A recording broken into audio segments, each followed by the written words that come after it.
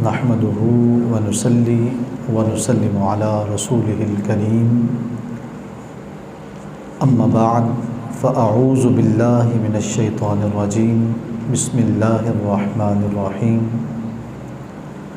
وإذا قيل لهم آمنوا كما آمن الناس قالوا أنؤمن كما آمن السفهاء ألا إنهم هم السفهاء ولكن لا يعلمون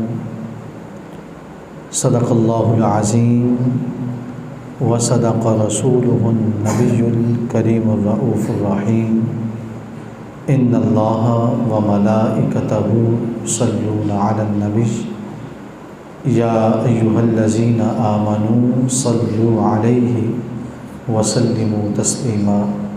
بآواز بلند محبت کے ساتھ درود و سلام پیش کریں۔ الصلاۃ والسلام علیک یا سیدی یا رسول اللہ وعلى آلك وأصحابك يا سيدي يا حبيب الله الصلاة والسلام عليك يا سيدي يا سندي يا حبيبي يا وسيلتي يا شفيعي يا عزيزي يا وكيلي يا طبيبي يا خليلي يا رسول الله وعلى آلك وأصحابك يا سيدي يا حبيب الله مولاي صلی وسلم دائما ابدا على حبیبک خیر الخلق كلهم محمد سید الکونین والثقلین والفریقین من عرب ومن عجم محمد اشرف العرب والعجم محمد خیر من یمشی على قدم محمد ذکرہ روح لانفسنا محمد شکرہ فرد علی الامم رب صلی وسلم دائما ابدا علی حبیبک خیر الخلق کلہم۔ شش جہت روشن زتاب روح تو، ترک و تاجی کو عرب ہندو تو، از تو بالا پایا این کائنات، فخر تو سرمایہ این کائنات، گرد تو گردد حریم کائنات، از تو خواہم یک نگاہ التفات، اے پناہ من حریم کوئے تو، من با امید رمیدم سوئے تو، تا مرا افتاد بر رؤیت نظر، از ابو گشتہ ای محبوب تر، خاک طیبہ از دو عالم خوش ترست، اے خنک شہر کے آنجا دل برست، سب سے اولا و اعلیٰ ہمارا نبی، سب سے بالا و اعلیٰ ہمارا نبی، اپنے مولا کا پیارا ہمارا نبی، دونوں عالم کا دولہ ہمارا نبی، خلق سے اولیاء، اولیاء سے رسول، سب رسولوں سے اعلیٰ ہمارا نبی، جن کی دو بوند ہیں کوثر و سلسبیل، ہے وہ رحمت کا دریا ہمارا نبی، جن کے قدموں کا دوون ہے آب حیات، ہے وہ جان مسیحا ہمارا نبی، غم زدوں کو رضا مژدہ دیجیے کہ ہے بے کسوں کا سہارا ہمارا نبی۔ اللہ کریم کے فضل اور توفیق خاص سے اور رسول محتشم نبی دو عالم رحمت کائنات مقصود کائنات جان کائنات باعث تخلیق کائنات حضور قائد المرسلین خاتم النبیین رحمت للعالمین کی نگاہ کرم سے مجھے اور آپ سب احباب کو جامع مسجد و مدرسہ انوار الاسلام میں ماہانہ ختم 11ویں شریف کے موقع پر درس قرآن مجید فرقان حمید میں شرکت کا اعزاز نصیب ہو رہا ہے۔ اللہ کریم ہم سب کی حاضری کو شرف قبول عطا فرمائے، اس مسجد اور مدرسہ کو تا قیامت شاد اور آباد فرمائے، اس کے منتظم اور بانی معاونین بالخصوص محترم جناب علامہ مولانا محمد عاطف مجددی صاحب، اللہ کریم ان کو صحت و سلامتی والی عمر دراز عطا فرمائے۔ اللہ کریم اس درس قرآن سے جو بھی ہم باتیں سنیں ان کو دل میں جگہ دینے اور پھر اس پر عمل کی توفیق بھی عطا فرمائے۔ گزشتہ درس قرآن مجید فرقان حمید میں ایک آیت مبارکہ میں نے پڑھی تھی اور اس کا ترجمہ آپ کے گوش گزار کیا تھا، اور جو گزشتہ ہمارا مہینہ تھا اولیاء کرام کی عظمت اور شان کے حوالے سے پھر اس کی چند ایک باتیں آپ کے گوش گزار کی گئی تھیں۔ آج اسی آیہ مبارکہ کا مفہوم اور ماہ ربیع الاول شریف کے حوالے سے اس آیہ مبارکہ کی مناسبت آپ کے گوش گزار کی جائے گی۔ دعا کریں اللہ کریم ہم سب کو سن سنا کے عمل کی توفیق عطا فرمائے۔ سورہ بقرہ ہے، اس کا دوسرا رکوع جاری ہے اور آیت مبارکہ 13 نمبر آیہ مبارکہ ہے۔ اللہ کریم ارشاد فرماتا ہے وَإِذَا قِيلَ لَهُمْ، واو اور اذا جب، اور جب قیل کہا جائے لہم انہیں، آمنو ایمان لے آؤ، قالو کما جیسے کہ آمن الناس باقی سارے لوگ ایمان لے کے آئے، تمہارے علاوہ جتنے بھی کلمہ گو ہیں جیسے وہ ایمان لے کے آئے ایسے تم بھی ایمان لے کے آؤ۔ قالو تو وہ آگے سے جواب دیتے ہیں انؤمن کیا ہم ایمان لائیں، کما جیسے آمن السفہاء بے وقوف ایمان لے کے آئے، کیا ہم ایسے ایمان لائیں جیسے بے وقوف ایمان لے کے آئے ہیں۔ اللہ فرماتا ہے الا خبردار، انہم بے شک وہی السفہاء بے وقوف ہیں، بے شک وہی بے وقوف ہیں، ولکن لا یعلمون لیکن وہ اس بات کو جانتے نہیں ہیں۔ اب یہ آیہ مبارکہ کا ترجمہ آپ کے سامنے پیش کر دیا گیا ہے، اب اس کی تھوڑی سی وضاحت اور ڈیٹیل آپ کے گوش گزار کرنا چاہتا ہوں۔ جب انہیں کہا جائے ایمان لاؤ، کنہیں کہا جائے؟ چونکہ بات پیچھے کن کی آ رہی ہے؟ منافقین، تو یہاں سے مراد کیا ہے؟ بولیے سارے، یہاں انہیں سے مراد کیا ہے؟ سارے بولیں ذرا، منافقین۔ جب انہیں کہا جائے، منافقوں کو کہا جائے کہ ایمان لاؤ، کما جیسے آمنا ایمان لائے الناس باقی سب لوگ، یہ باقی لوگوں سے مراد کون ہے؟ یہ کس زمانے کی بات ہے؟ میرے خیال میں 14ویں صدی کے حوالے سے یہ بات نہیں ہے۔ اللہ کریم نے 13ویں صدی یا پچھلی صدی بلکہ پہلی صدی، اور پہلی صدی کا بھی وہ دور جب وحی کا نزول ہو رہا، ان لوگوں کی بات کی۔ جب وحی کا نزول ہو رہا تھا اس وقت جو لوگ ایمان لے کے آئے ان کو ہماری اصطلاح میں کیا کہتے ہیں؟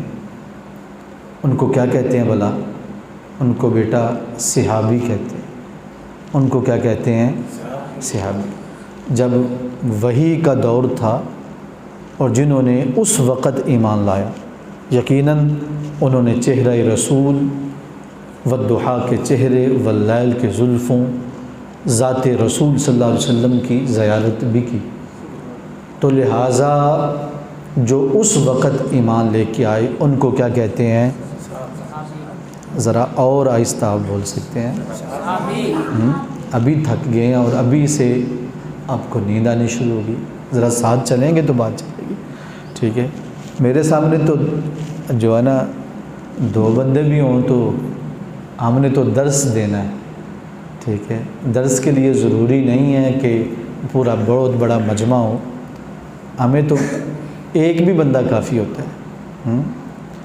تو آپ تو ماشاءاللہ کافی ہیں، تو میں تو کافی سمجھ رہا ہوں، لیکن آپ کی آواز بتا رہی ہے کہ ہم کافی نہیں ہیں۔ تو جو زمانہ رسالت میں جنہوں نے کلمہ پڑھا ان کو ہم کیا کہتے ہیں؟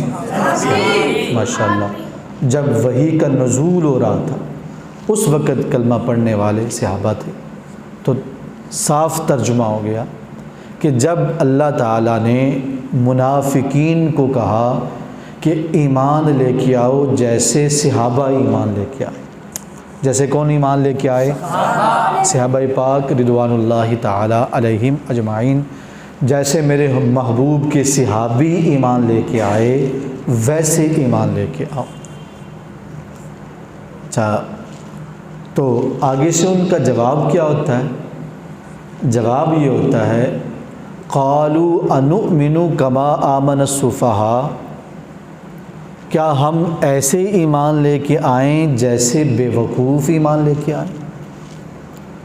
تو رب کن کے حوالے سے کہہ رہا تھا؟ صحابہ پاک کے حوالے سے، کہ ایمان لے کے آؤ جیسے صحابہ پاک ایمان لے کے آئے، اور انہوں نے آگے سے صحابہ پاک کو کیا کہہ دیا؟ بے وقوف۔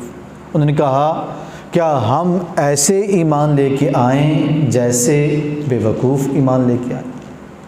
تو اللہ کریم کو گوارا نہ ہوا جب منافقین نے حضور کے غلاموں کو، حضور کے صحابہ کو کیا کہا؟ بے وقوف۔ کیا کہا؟ تو اللہ سے گوارا نہ ہوا، اللہ کریم سے گوارا نہ ہوا۔ فرمایا الا، خبردار، انہم ہم السفہاء، جو میرے محبوب کے صحابہ کو بے وقوف کہتے ہیں وہ خود بے وقوف ہیں۔ وہ خود کیا ہے؟ بے وقوف۔ اللہ، وَلَٰكِن لَّا يَعْلَمُونَ، لیکن وہ جانتے نہیں ہیں۔ اس سے سب سے پہلے جس مسئلے کی سمجھ آتی ہے وہ یہ ہے کہ جب کوئی بندہ کسی بھی اللہ کے نیک بندے کو، صحابہ پاک کو، آل پاک کو، اولیاء پاک کو غلط کہے، ان کی طرف ایسا لفظ منسوب کرے جو ان کی شایان شان نہیں، تو اس وقت ری ایکشن دینا، جواب دینا اور اپنی غیرت کا اظہار کرنا، یہ رب کائنات کی سنت مبارکہ ہے۔ ذرا زور سے کہہ دیجئے سبحان اللہ۔ یہ تو ہمارے رب کی سنت ہے۔ جب کسی بھی اللہ کے نیک بندے کو برا بھلا کہا جائے، اور بالخصوص نیکوں میں جو سب سے اعلیٰ درجے پہ ہیں وہ صحابہ پاک رضوان اللہ تعالی علیہم اجمعین اور آل پاک ہیں۔ اللہ اکبر۔ تو لہٰذا ہم کسی بھی اولیاء کرام، چاہے وہ صحابہ پاک ہوں، آل پاک ہوں، اولیاء و صالحین ہوں، ہمیں ہر وقت ان کا ادب اور احترام کرنا ہے، اور اگر ہماری موجودگی میں کوئی ان کو غلط کہے تو اللہ کی سنت پر عمل کرتے ہوئے اس کو جواب دہ ہونا بھی ہماری ذمہ داری ہے۔ آج کل ایک انجینئر صاحب ہیں فیس بک پہ اور ادھر یوٹیوب پہ، اتنی جو ہے نا اس بندے کی زبان بد زبان ہے اور اتنی زبان میں تلخی ہے، اسے نہیں شرم آتی کہ میں جس شخصیت کے بارے میں بات کرنے لگا ہوں وہ کہیں صحابی تو نہیں، وہ ازواج مطہرات میں سے تو نہیں، وہ امت کے اولیاء کرام میں سے تو نہیں، وہ حضور داتا گنج بخش تو نہیں، وہ حضور جو ہے عبد القادر جیلانی غوث پاک تو نہیں، وہ بابا فرید تو نہیں، معاذ اللہ استغفر اللہ، اتنی بد زبان ہے۔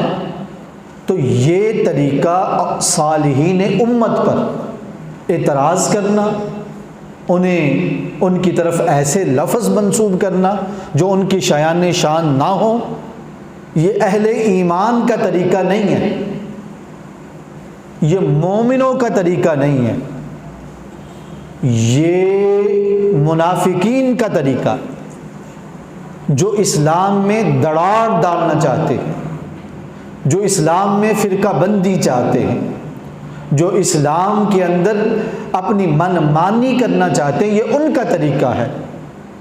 اہل ایمان کا طریقہ کیا ہے؟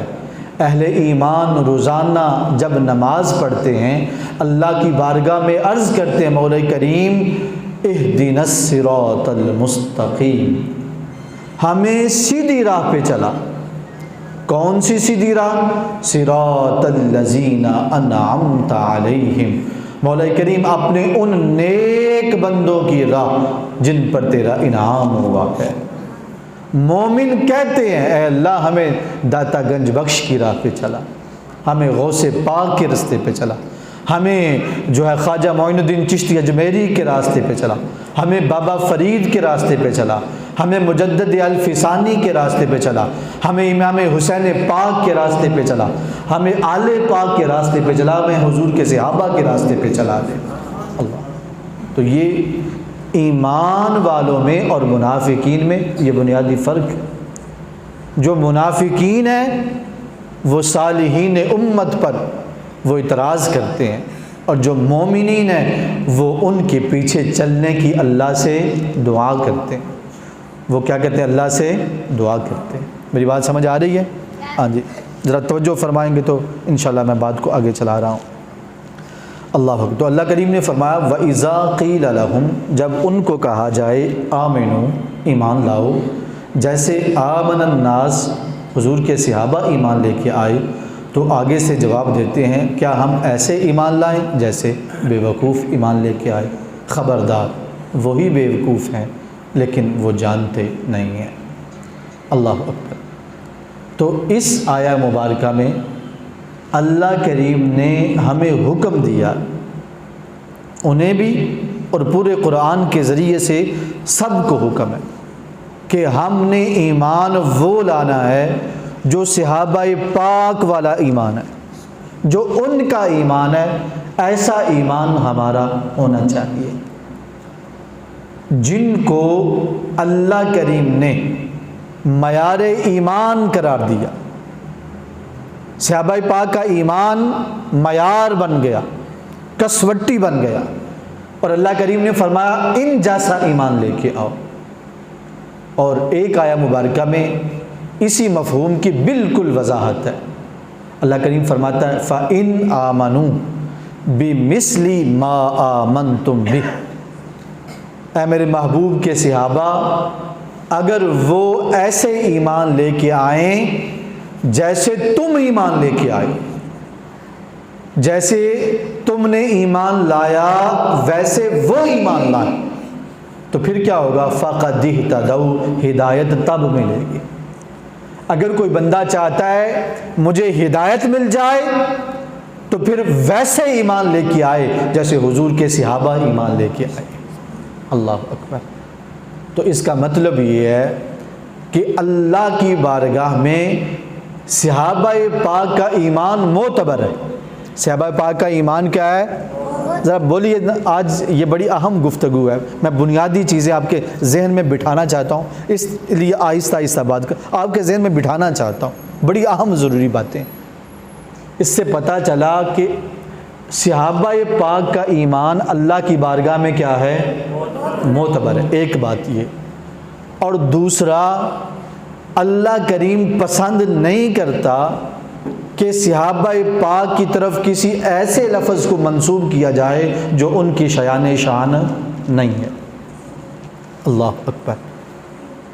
اور ایک اور بھی بات یہاں پہ سمجھ لیں، یہاں پہ کہا گیا ہے جب انہیں کہا جائے ایمان لاؤ جیسے صحابہ ایمان لے کے آئے، تو یہ نہیں کہا جیسے ابو بکر صدیق ایمان لے کے آئے، یہ نہیں کہا، خاص نہیں کیا.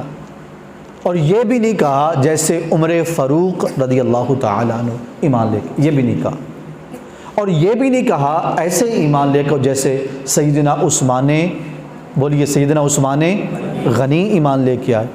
اور یہ بھی نہیں کہا کہ ایسے ایمان لے کے آؤ جیسے مولا علی، حضرت علی المرتضیٰ کرم اللہ تعالی وجہہ الکریم ایمان لے کے آئے، یہ بھی نہیں کہا. کسی صحابی کو خاص نہیں کیا، اور عشرہ مبشرہ خلفائے راشدین کو خاص نہیں کیا، عشرہ مبشرہ کو خاص نہیں کیا. کس وجہ سے؟ اس وجہ سے کہ کسی کے ذہن میں یہ خیال آ سکتا تھا کہ ہم صحابہ کا ادب کریں گے، ان کے ایمان کو معتبر سمجھیں گے، ہم ان کا احترام کریں گے، ان کے ایمان کو مانیں گے، لیکن صرف صدیق اکبر کے ایمان کو مانیں گے. اگر صدیق اکبر کا لفظ ہوتا تو پھر ہونا تھا ایمان صرف ان کا معتبر ہے. اگر سیدنا عمر فاروق کا لفظ ہوتا تو مفہوم یہ ہونا تھا ایمان صرف ان کا معتبر ہے، یا ایمان صرف سیدنا عثمان غنی کا معتبر ہے، یا ایمان صرف حضرت مولا علی کا معتبر ہے، یا ایمان صرف خلفائے راشدین کا معتبر ہے، یا ایمان صرف اہل بیت پاک کا معتبر ہے، یا ایمان صرف عشرہ مبشرہ کا معتبر ہے. باقی کا ایمان تو معتبر نہیں ہے. اللہ کریم نے فرمایا وَإِذَا قِيلَ لَهُمْ آمِنُوا كَمَا آمَنَ النَّاسِ، ایمان ایسے لے کے آؤ جیسے حضرت ابو بکر صدیق سے لے کر حضرت امیر معاویہ تک جتنے بھی حضور کے صحابہ ہیں جیسے وہ ایمان لے کے آئے ہیں، تم سب پر ان کے ایمان کی طرح ایمان لانا لازمی اور ضروری ہے. ایک بھی صحابی کو تم باہر نہیں نکال سکتے. بات کی سمجھ آ رہی ہے جو سمجھانا چاہتا ہے؟ ایک بھی صحابی کو ہم باہر نہیں نکال سکتے. اللہ کریم نے باہر نہیں کیا. ما الناس، سب صحابہ پاک، سیدنا ابو بکر صدیق ہوں، سیدنا عمر فاروق ہوں، سیدنا عثمان غنی ہوں، سیدنا مولا علی ہوں، سیدنا حسنین کریمین ہوں، حضرت بلال حبشی ہوں، اور دیگر جتنے بھی صحابہ عشرہ مبشرہ ہوں، حتیٰ کہ حضرت سیدنا امیر معاویہ رضی اللہ تعالی، جو بھی حضور کے صحابہ ہیں. اللہ اکبر. جیسے ان کا ایمان ہے ویسے تمہارا ایمان لانا لازمی اور ضروری ہے. اللہ کریم نے کسی کو نکالا نہیں، اللہ کریم نے سب کے ایمان کا اعتبار فرمایا. اب میں بات کھولنے لگا ہوں. جب رب کریم سب کے ایمان کا اعتبار کرے تو مجھ میں جرأت ہے کہ میں کسی صحابی کے ایمان پر اعتراض کر سکوں؟ بات کی سمجھ آ رہی ہے؟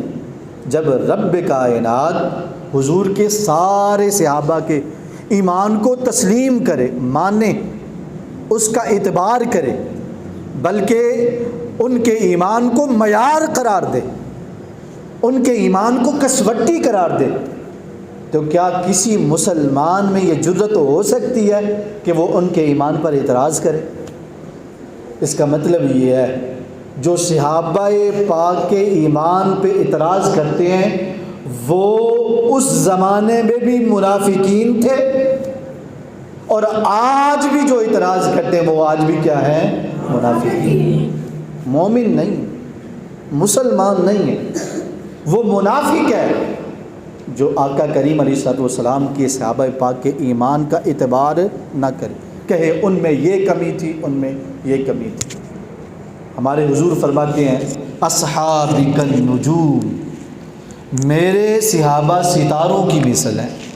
بِأَيِّهِمْ اِقْتَدَيْتُمْ اِهْتَدَيْتُمْ، تم جس کے پیچھے چلو گے اس کا راستہ ہدایت کا راستہ ہے، جس کے پیچھے چلو گے چلتے چلتے تم اللہ کی جنت تک پہنچ جاؤ گے۔ اللہ اکبر۔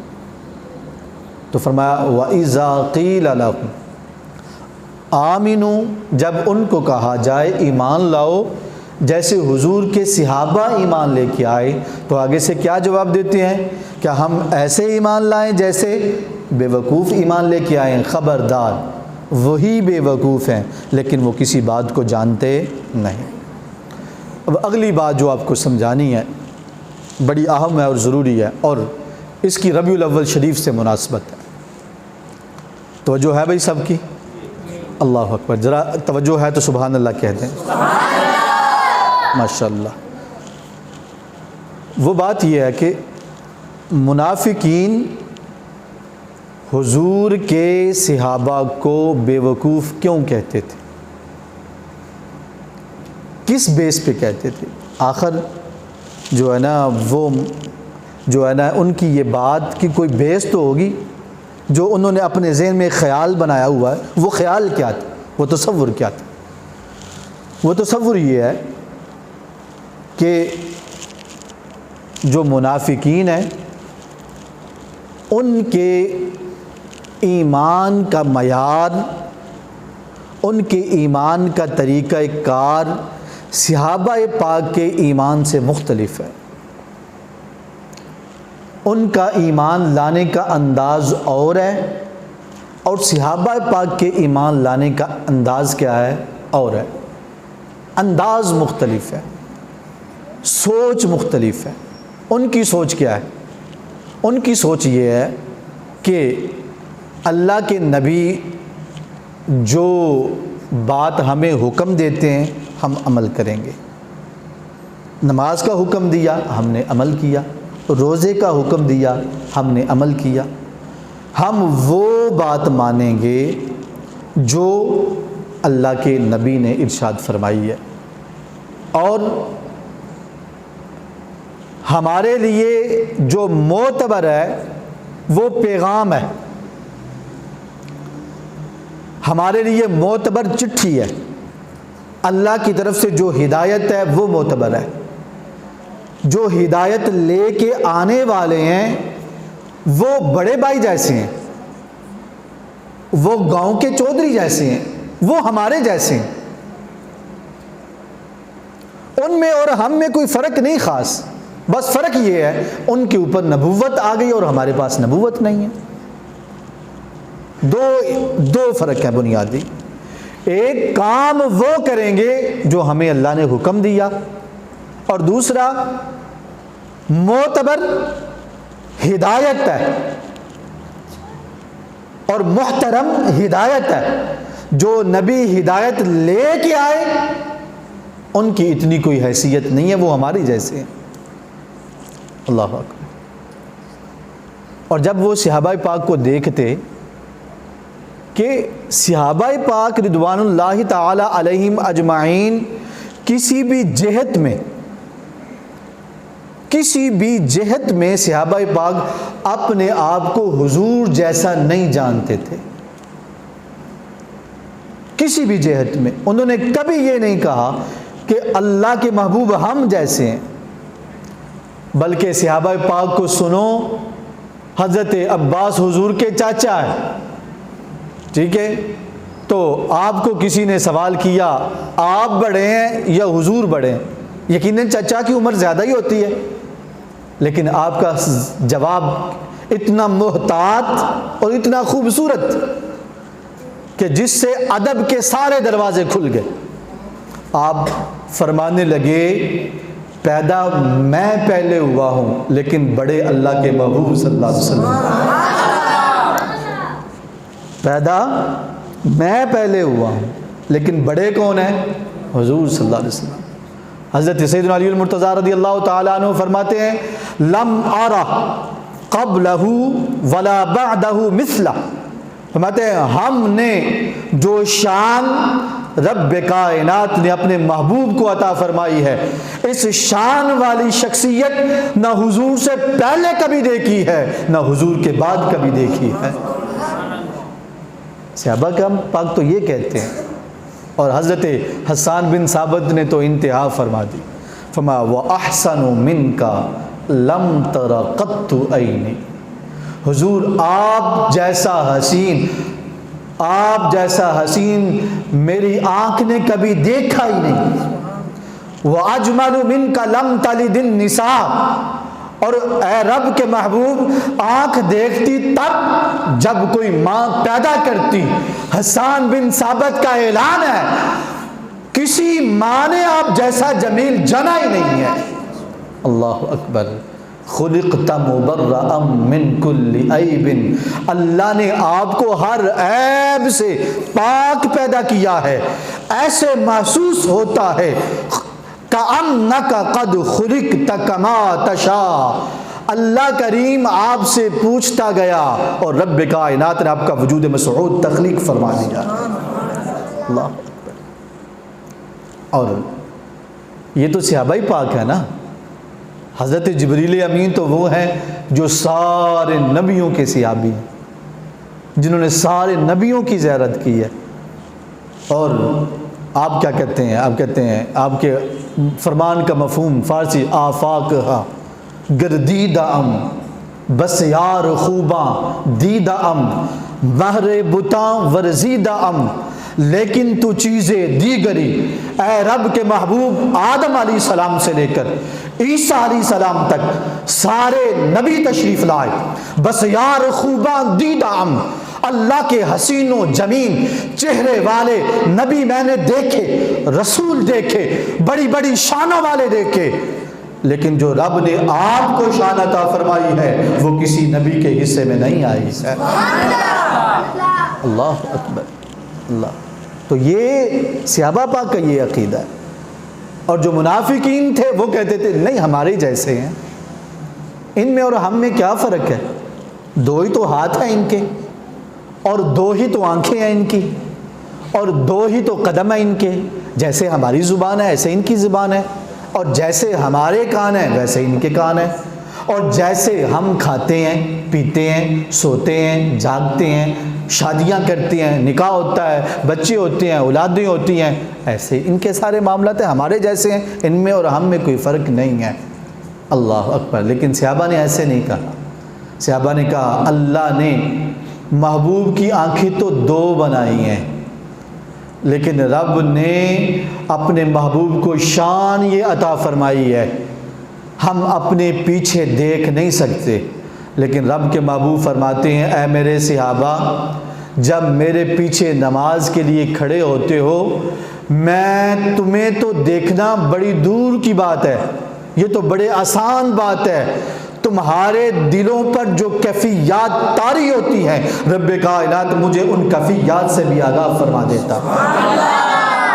فرماتے میں تمہارا خشوع بھی دیکھتا ہوں، میں تمہارا خضوع بھی دیکھتا ہوں۔ اللہ اکبر۔ اور یہ وہ ہیں جو بیٹھتے مسجد نبوی میں ہیں اور ان کی نگاہ اللہ کے عرش تک پہنچ جاتی ہے۔ بظاہر آنکھیں دو ہیں لیکن آنکھوں کی بینائی میں بڑا فرق ہے، ہمیں دیوار کے پیچھے نظر نہ آئے اور رب کے محبوب اللہ کے عرش تک دیکھ لیں تو پھر یہ کہنا ان کی بھی دو آنکھیں ہماری بھی دو آنکھیں ہم ایک جیسے ہیں یہ کیسے درست ہو سکتا ہے۔ لہٰذا صحابہ پاک رضوان اللہ تعالی علیہم اجمعین نے فرق کیا۔ اللہ اکبر۔ اور دوسرا فرق کہ وہ کہتے ہم بات وہ مانیں گے جو اللہ کریم نے حکم دی۔ یہ جو لوگ ہیں نا پتہ نہیں ان کو کیا ہو گیا ہے، عجیب و غریب حرکتیں کرتے ہیں۔ ذرا دیکھیں تو صحیح، حضور وضو فرما رہے ہیں اور یہ سارے حضور کے ارد گرد جمع ہو گئے ہیں۔ بخاری شریف کی حدیث مبارکہ ہے جب حضور وضو فرماتے تو صحابہ پاک آپ کے ارد گرد جمع ہو جاتے، آپ کے ارد گرد جمع ہو جاتے، اور وہ پانی جو آپ کے جسم اقدس کو مس ہوا اس پانی کو زمین پر نہیں گرنے دیتے، اللہ اکبر. اور کہتے ہیں ایسے لگتا کہ پانی کے حصول کے لیے وہ دکم پیل کر رہے ہیں, ایک دوسرے سے لڑے, میں نے پانی لینا ہے, میں نے پانی لینا. جس کو مل جاتا وہ اس کو اپنے چہرے پہ مل لیتا برکت کے لیے, جسے نہ ملتا, جس بھائی کا ہاتھ گیلا ہوا, تر ہوا پانی سے, اسے کہتا یار تجھے تو تبرک مل ہی گیا ہے, رب کے محبوب کا تبرک مجھے بھی عطا فرما دے. اللہ. اب یہ صحابہ پاک کا مزاج ہے. جب منافقین دیکھتے ہو کہتے ان کو کیا ہو گیا ہے, یہ کیا حرکتیں کر رہے ہیں یار, بڑی عجیب حرکتیں. اللہ نے ہمیں قرآن میں تو نہیں کہا, اللہ نے تو ہمیں نماز پڑھنے کا حکم دیا ہے, یہ حرکتیں کرنے کا تو اللہ نے قرآن میں حکم نہیں دیا. اور یہ جس طرح صحابہ یہ کر رہے ہیں, حضور نے بھی نہیں فرمایا کہ ایسے کرو, حضور نے بھی نہیں فرمایا. اور پھر جب آقا کریم علیہ الصلوۃ والسلام اللہ اکبر اپنا لعاب مبارک زمین پر ڈالنا چاہتے ہیں, اللہ اکبر, صحابہ پاک کو پتہ چل جاتا ہے, وہ لعاب زمین پر نہیں گرنے دیتے بلکہ اپنے ہاتھ نیچے کر دیتے ہیں, محبوب آپ کا لعاب مبارک ہے, آپ زمین پر نہ پھینکیے, ہمارے ہاتھ حاضر ہیں, ہم آپ کے لعاب کو اپنے ہاتھوں پہ لیں گے اور اپنے چہرے کا حصہ بنا لیں گے. اللہ, ہم برکت حاصل کریں گے. نہ حضور کا لعاب گر رہا ہے, حتیٰ کہ آقا کریم علیہ الصلوۃ والسلام کی ریٹھ مبارک, ریٹھ سمجھتے ہیں, میں خالص ٹھیٹ اردو کا لفظ, ریٹھ مبارک جو ناک سے مادہ نکلتا ہے اس کو کیا کہتے ہیں, ریٹھ نکل, ٹھیک ہے, وہ بھی زمین پر نہیں گرنے دیتے. حضور کا خون زمین پر نہیں گرنے دیتے. آقا کریم علیہ الصلوۃ والسلام کے پسینے کو خوشبو کی شیشوں کی طرح انہوں نے اپنے پاس جمع کیا ہوا ہے. حضور کے بال مبارک, حضور بال کٹواتے ہیں, حجامت بنواتے ہیں, صحابہ پاک بال حضور کے جمع کر لیتے ہیں. بلکہ ایک حدیث مبارکہ میں, اس سے بڑھ کے, سب سے بڑھ کے, شفا شریف میں یہ حدیث مبارکہ ہے, حضور نے اپنا بول مبارک ایک صحابی کو کہا, فرمایا لے جاؤ اور باہر کہیں دور جگہ پہ پھینکاؤ. صحابی نے بول مبارک کو زمین پر پھینکنا گوارا نہیں کیا بلکہ اس کو بھی اپنے جسم کا حصہ بنا لیا. اللہ. تو منافقین جب صحابہ پاک کا یہ طرز عمل دیکھتے تو کہتے یہ یار کیا ہو رہا ہے, ہمیں نہیں سمجھ آ رہی, یہ عجیب محبت ہے, عجیب انداز ہے. اللہ نے ہمیں کہیں یہ حکم دیا ہے اور حضور نے کہیں ہمیں یہ حکم دیا ہے, ہم وہ کام نہیں کریں گے جن کا ہمیں قرآن میں حکم نہیں ہے, اور ہم وہ کام بھی نہیں کریں گے کہ جن کا ہمیں حدیث میں حکم نہیں ہے. ہم کام وہ کریں گے جو ہمیں قرآن و سنت میں واضح نظر آتے ہیں. یہ جو صحابہ پاک کر رہے ہیں, ابو بکر کر رہے ہیں, ہماری سمجھ سے بالا تر ہے. جو عمر کر رہے ہیں یہ ہمیں نہیں سمجھ آتا یہ کیا کر رہے ہیں, یہ تو بے وقوفانہ معاذ اللہ عمل ہے. جو عثمان غنی کر رہے ہیں, علی المرتضیٰ کر رہے ہیں, اور جو ہے بلال حبشی کر رہے ہیں, اور دیگر صحابہ پاک کر رہے ہیں, سعد ابی وقاص کر رہے ہیں, طلحہ و زبیر کر رہے ہیں, یہ ہماری سمجھ سے بالا تر ہے. ہم ایسے کیوں کریں؟ ہمیں تو نہ اللہ نے حکم دیا نہ حضور نے حکم دیا. اللہ اکبر. لیکن صحابہ سمجھتے ہیں, کہتے ہیں, وہ بتا رہے ہیں, مفہوماً بتا رہے ہیں, اللہ کریم نے ہمیں حکم دیا ہوا ہے. صحابہ بتا رہے ہیں ہمیں اللہ نے حکم دیا ہے, ہمیں اللہ نے حکم دیا ہے میرے محبوب سے سب سے زیادہ پیار کرو, وَتُعَزِّرُوا وَتُوَقِّرُوا, سب سے زیادہ عزت میرے محبوب کی کرو, سب سے زیادہ ادب میرے محبوب کا کرو. فرمایا اگر تمہارے بیٹے, تمہاری اولاد, تمہارے بہن بھائی, رشتہ دار, تمہارا کاروبار اگر تمہیں اللہ کے محبوب سے زیادہ عزیز ہے تو پھر تم اللہ کے عذاب کا انتظار کرو. ہمیں حکم ہے, ہم نے اللہ کے محبوب سے سب سے زیادہ پیار کرنا ہے, اور جب اللہ کے محبوب سے سب سے زیادہ پیار کرنا ہے ہم نے عمل وہ کرنا ہے جس سے نظر آئے کہ ہم حضور کے صحابہ کائنات میں جس سے سب سے زیادہ محبت کرتے ہیں وہ کوئی اور ذات نہیں ہے، وہ حضرت محمد مصطفیٰ کی ذات اقدس ہے۔ اللہ۔ حضرت عروہ ابن مسعود الثقفی، ابھی کلمہ نہیں پڑھا تھا، آپ جو ہے نا بہت بڑے جو ہے نا مبصر تھے اور سفیر تھے، آپ بادشاہوں کے ساتھ ملاقاتیں کرنا، بڑے بڑے بادشاہوں کے ساتھ باتیں کرنا، ان کا جواب دینا۔ اللہ اکبر۔ تو بادشاہ نے آپ کو بھیجا کہ جاؤ دے کے آؤ۔ اللہ، آپ آئے، صحابہ پاک کا یہ انداز دیکھا، محبتیں ہی محبتیں ہیں۔ اللہ اکبر۔ حضور اتنا ادب کہ اگر حضور حجرہ اقدس میں چلے گئے ہیں، رب کا حکم، اتنا ادب جب تک حضور خود تشریف نہ لائیں، صحابہ پاک جو ہے نا باہر ہی کھڑے ہیں، کسی نے دستک نہیں دینی، بیل نہیں دینی، حضور تشریف لائیں۔ جب حضور خود تشریف لائے تو لائے۔ یہ ادب ہے، یہ محبت کا عالم ہے۔ اور وضو فرما رہے ہیں حضور، صحابہ پاک جمع ہیں، بال کٹوا رہے ہیں، صحابہ پاک جمع ہیں، لعاب نیچے گرانا چاہتے ہیں، صحابہ پاک جمع ہیں۔ عروہ بن مسعود الثقفی واپس گیا اور کہنے لگا میرا مشورہ یہ ہے کہ حضرت محمد عربی سے لڑائی نہ کرنا۔ اس لیے دیکھا نا، جا کے دیکھو فوج کتنی ہے، ان کے اندر مہارت کتنی ہے، لڑائی کتنی کر سکتے ہیں، ماہر کتنے ہیں، ان سے لڑائی نہ کرنا۔ اس وجہ سے بہت بڑے ماہر ہیں، بہت سپہ سالار ہیں، بہت تلوار چلانے والے ہیں، نیزہ باز بہت بڑے ہیں، بات کیا ہے؟ تو عروہ بن مسعود الثقفی نے کہا بات یہ ہے، میں بڑے بڑے بادشاہوں کے پاس گیا ہوں، بڑے بڑے بادشاہوں کے درباروں میں حاضر ہوا ہوں، میں نے کسی بادشاہ کا ان کے دربان والوں کو اس طرح کا ادب کرتے ہوئے نہیں دیکھا جو ادب میں نے محمد کے غلاموں کو حضرت محمد مصطفیٰ کا ادب کرتے ہوئے دیکھا۔ میں اس طرح کا ادب مجھے کہیں نظر نہیں آیا۔ وہ جان مار دیں گے لیکن اپنے محمد نبی پر آنچ نہیں آنے دیں۔ اللہ اکبر۔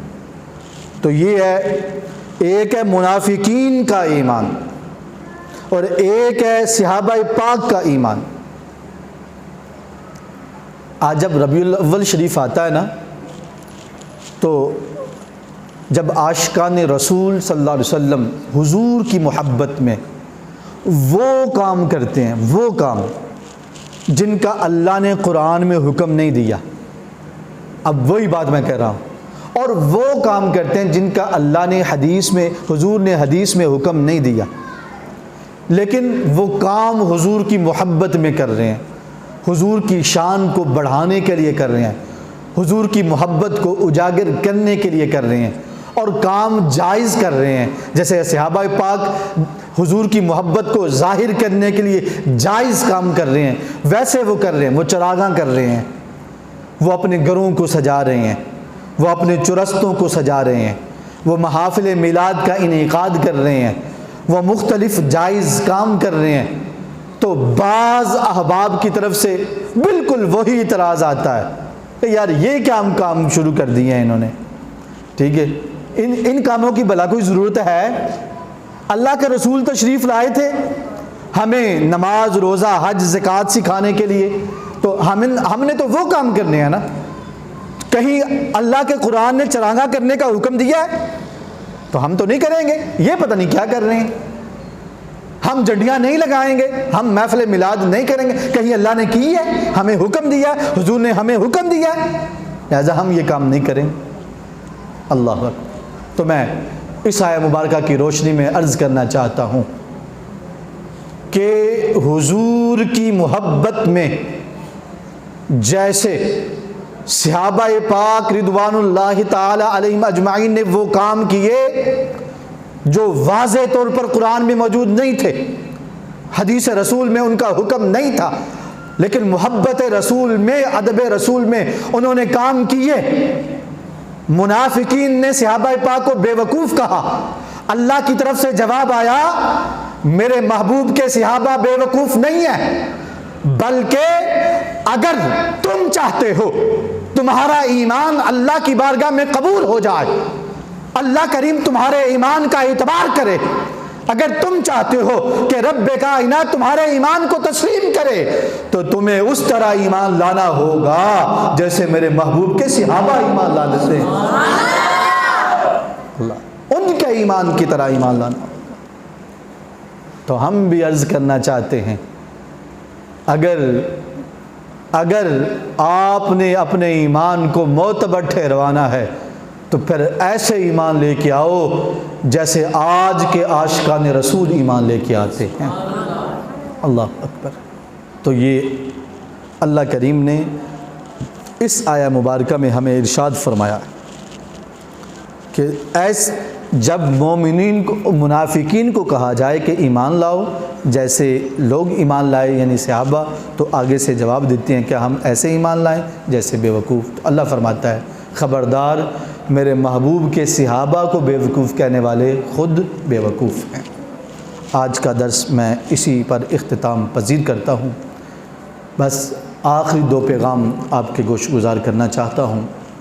سب سے پہلا پیغام یہ ہے کہ ہمارے ملک پاکستان میں جو ٹرانسجنڈر کا ایکٹ پاس ہوا، اب اللہ کے فضل سے اس کی تردید آ رہی ہے، کوشش کی جا رہی ہے اس بل کو جو ہے نا ختم کر دیا جائے۔ یہ بل اسلام کے خلاف بہت بڑی سازش تھی، اور یہ جو اللہ کریم نے ہمیں نظام دیا ہے کہ ایک مرد اور ایک عورت سے اللہ نے اس پوری کائنات کو بنایا، حضرت آدم اور حضرت حوا سے، اور پھر اللہ کریم نے نسل انسانی کو چلانے کے لیے مرد اور عورت کے نکاح کو اللہ کریم نے جائز قرار دیا۔ یہ نسل انسانی کو چلانے کا اللہ کا نظام ہے۔ نسل انسانی کے اندر اور بڑھوتری کسی اور طریقے سے نہیں آ سکتی۔ مرد سے شادی ہو جائے تو نسل نہیں بڑھ سکتی، بے غیرتی ہو سکتی ہے لیکن نسل نہیں بڑھ سکتی۔ عورت کی عورت سے شادی ہو جائے، بے حیائی تو ضرور ہو سکتی ہے لیکن نسل نہیں بڑھ سکتی۔ اللہ نے جو جائز طریقہ دیا ہے وہ مرد اور عورت کی شادی کا طریقہ ہے، نکاح کا طریقہ ہے، اور جو اس کے خلاف ہے کہ مرد کی مرد سے شادی ہو جائے، عورت کی عورت سے شادی ہو جائے، ایک یا مرد جو ہے اپنے آپ کو عورت بنوا لے یا عورت اپنے آپ کو مرد بنوا لے، ٹھیک ہے، یہ سارے اللہ کے نظام کے خلاف ہے، اللہ کے عذاب کو دعوت دینے والی چیزیں ہیں۔ لہٰذا ہم نے اپنے آپ کو، الحمدللہ ہم بچے ہوئے ہیں، یہ بڑے خفیہ طریقے سے پاس ہوا ملک پاکستان میں، بڑے خفیہ طریقے، کیونکہ پاکستان کے اندر یہ اصول ہے کہ کوئی بھی قانون قرآن و سنت کے خلاف بنایا جا سکتا نہیں، اگر بنایا جائے گا تو اس کو رد کر دیا جائے گا۔ تو اللہ کے فضل سے یہ واپسی ہو رہی ہے۔ دوسرا جو میں عرض کرنا چاہتا ہوں، آپ نے بھی سوشل میڈیا پہ دیکھا ہوگا کہ ایک حضور کا بہت بڑا گستاخ ہے جس کا نام ہے میکرون، جانتے ہیں یہ فرانس کا صدر ہے، اور یہ وہ خبیث لوگ ہیں کہ جنہوں نے حکومتی سطح پر معاذ اللہ ہمارے نبی کے گستاخانہ خاکے بنوائے ہیں، یہ وہ خبیث لوگ ہیں، ٹھیک ہے۔ تو ہمارا یہ پکے گستاخ ہیں، یہ وہ نہیں کہ جن میں کوئی شک ہے، پکے گستاخ ہیں۔ تو ہمارے وزیر اعظم نے جا کے ان سے ملاقات کی، اس سے ملاقات کی ہے، جس سے سارا مذہبی طبقہ جو ہے نا اس کا دل چھلنی ہوا، بڑی تکلیف ہوئی کہ تو مسلمانوں کا وزیر اعظم ہے، کم از کم اتنی حیا تو آنی چاہیے کہ میں جس بندے سے مل رہا ہوں یہ وہ بندہ ہے جس نے ہمارے نبی کی گستاخی کی ہے۔ ہم تو گستاخ کو زندہ برداشت نہیں کر سکتے، ہمیں پتہ چل جائے فلاں بندے نے گستاخی کی ہے تو ہم سے برداشت ہوتا ہے؟ نہیں ہوتا۔ اور ہمارے سامنے کوئی گستاخی کرے تو ہم سے کیسے برداشت ہو سکتا ہے؟ اور اگر ایسا بندہ سامنے آ جائے تو وہ جو ہے نا کیا اس سے ملاقات ہوگی ہماری یا ہم منہ پیچھے کر کے چلے جائیں گے؟ ٹھیک ہے، ہم سائڈ پہ ہو جائیں گے، لیکن یہاں پہ ملاقاتیں ہوئیں، معاذ اللہ بڑا دل دکھی ہوا۔ اللہ کریم دعا کریں ہمارے حکمرانوں کو بھی ہدایت عطا فرمائے اور عشق رسول کی خیرات عطا فرمائے۔ ٹھیک ہے،